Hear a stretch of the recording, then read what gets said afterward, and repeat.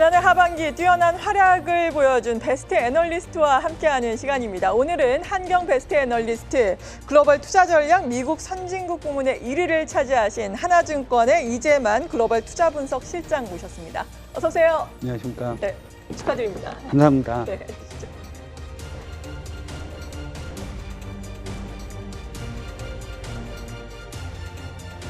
로 이렇게 선정이 되시면서 이 자리에 모시고 있는데요. 그래도 수상 소감과 비결 한 말씀 다시 한번 들어볼까요? 뭐 딱히 비결이라기보다는 우선 소감을 얘기 드릴 때 항상 1등이라는 자리는 굉장히 기쁘기도 하고 감사하기도 하고 그리고 부담이 항상 많이 좀 되는 것 같습니다. 앞으로도 더욱더 좀 더 열심히 해서 깊이 있는 자료라든가 이런 것들을 갖고 조금 더 다시 한번 다가갈 수 있도록 굉장히 노력을 많이 하도록 하겠습니다. 네, 오늘도 깊이 있는 도움 말씀 많이 듣기를 기대를 해보겠습니다.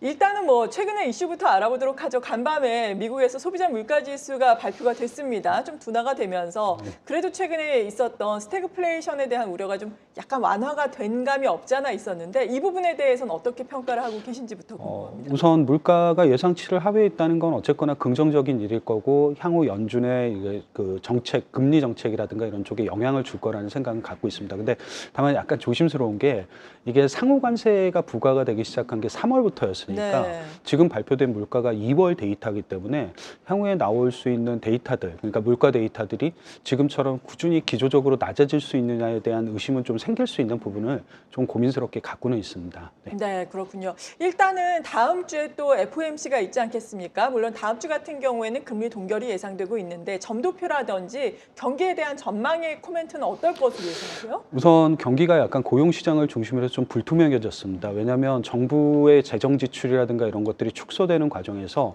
정부가 담당했던 고용이라는 부분 자체가 좀 위축될 가능성이 좀 있는 것 같습니다.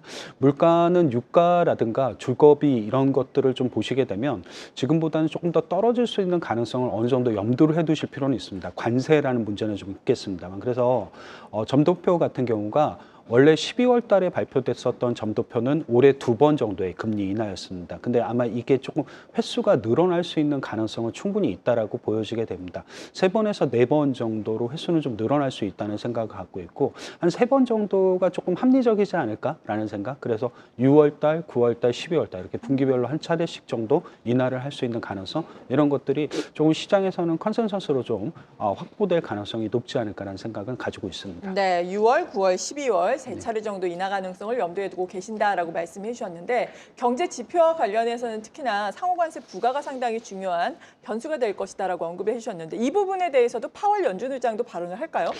아마 이제 관세는 대단히 정치적인 부분이 좀 있기 때문에 언급은 되도록 안 할 것 같습니다. 네, 그렇군요. 지켜보도록 하겠습니다. 아무튼 미국에서 여러 가지 뭐 경기 부진에 대한 우려라든지 이렇게 관세 노이즈가 불거지면서 지금 미국 증시가 고점 대비해서 조정을 받고 있는 상황이잖아요. 이 조정의 폭이 깊어질 것으로 봐야 할지 이 부분에 대한 평가는 어떻습니까? 우선 기본적으로 2023년 이후에 미국이 강세장이었고 강세장의 과정에서 조정은 받습니다.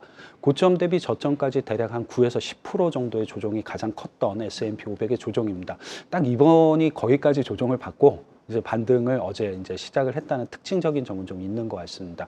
뭐 조정이 끝났냐라는 부분은 금리 인하 정책들이 아직은 여전히 유효하기 때문에 조정의 폭이 더 깊어지진 않을 것 같다는 생각은 가지고는 있습니다. 근데 다만 이제 약간 주도주의 변화들 이런 것들이 아마 미국 시장에서도 조금 관심의 대상이 되지 않을까. 그러니까 AI 산업이 잘 가고 성장하고 이런 것들을 모르는 게 아니라 AI 산업 안에서도 종목을 좀 바꿔봐야 되지 않겠냐라는 생각들도 좀 가질 수 있는 시기는 맞는 것 같습니다. 네, 조정의 폭이 일단은 더 깊어지지는 않을 것으로 보인다. 다만 AI 안에서도 종목 교체가 필요하다라고 언급을 해주셨는데 구체적으로 좀 설명을 해주신다면요. 그러니까 작년 같은 경우는 AI 약간 B2B 성격이 강한 반도체라든가 이런 쪽들, 그러니까 뭐 예를 들면 엔비디아 이런 쪽들이 엄청 좋았었죠. 근데 올해 같은 경우는 AI 반도체 안에서도 이익 증가율이 높은 건 엔비디아 쪽보다는 오히려 브로드컴입니다. 약간 이런 쪽의 기업 변화가 좀 있을 거고, 그리고 올해 좀 주도권을 갖고 있는 건 AI 쪽에서 반도체 쪽이라기보다는 오히려 소프트웨어 쪽들이 되겠죠.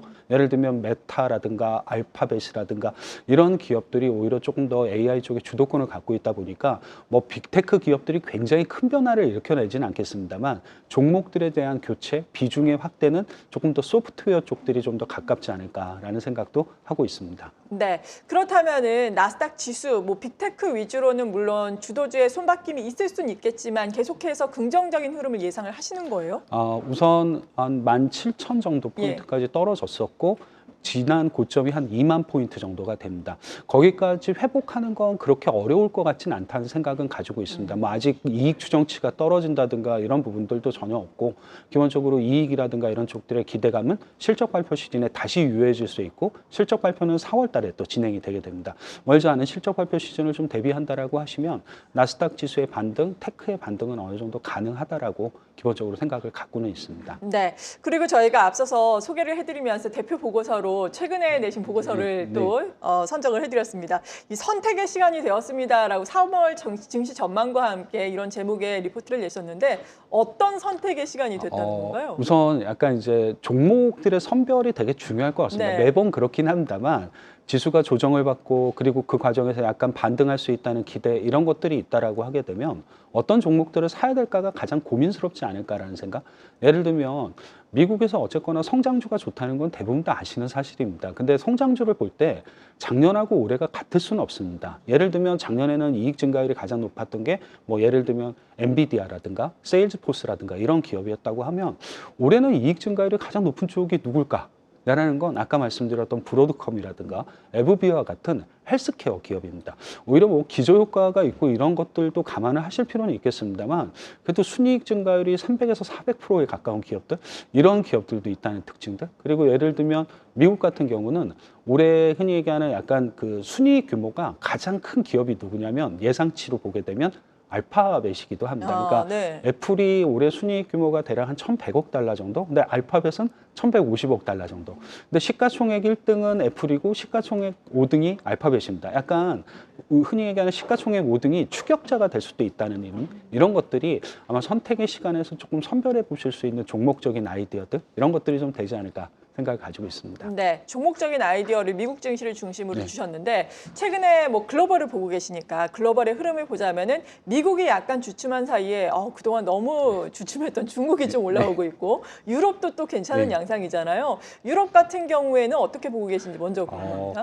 이게 그러니까 미국이 올해 갖고 있는 최대 그 리스크라고 생각을 하는 게 관세 물론 이런 거 근데 관세는 다른 국가들에게도 모두 다 리스크입니다. 근데 미국이 갖고 있는 또 다른 리스크는 정부 지출을 줄일 거라는 생각들을 많이 갖고 있죠. 근데 반대편에서 뜨는 국가들의 특징, 예를 들면 뭐 중국, 유럽에서 독일 이런 국가들은 재정 지출을 늘릴 거라는 기대를 갖고 있는 국가들이기도 합니다. 한 번쯤 뭐 굉장히 오랜 시간 동안 주도권을 갖고 그 역할을 할 수 없다 하더라도 가끔씩은 너무 가격 조정이 많이 진행이 됐고 근데 가격 조정이 진행된 과정에서 최근 정부가 주도적으로 정부 지출을 늘리겠다는 쪽으로 바뀌는 국가들은 조금은 관심의 대상을 관심을 좀 가지시고 보실 필요가 있는 국가군들이고 약간 달러가 약해지는 구간에서 비미국 쪽으로의 자금 이동 이런 것들도 좀 생각해 보실 수 있다라고 하게 되면 조금 그들의 반전 약간 흔히 얘기하는 잘 안 됐던 주식들의 반전 또는 잘 안 됐던 국가들의 반전도 좀 깊이 있게 생각해 보실 수 있는 시기는 지금이 맞지 않을까라고 보고 있습니다. 네, 재정 지출을 확대를 하면 관세 부담이 좀 상쇄가 되는 건가요? 우선 그렇게 될 거라고 생각은 갖고 있는데 어느 정도 이제 관세 전쟁에서 미국과 맞부딪히려고 한다면 내수라는 게 필요하긴 합니다. 그래서 아마 내수 경기의 부양이라든가 이런 것들을 중심으로 해서 재정 지출을 하는 게 중국일 것 같고요.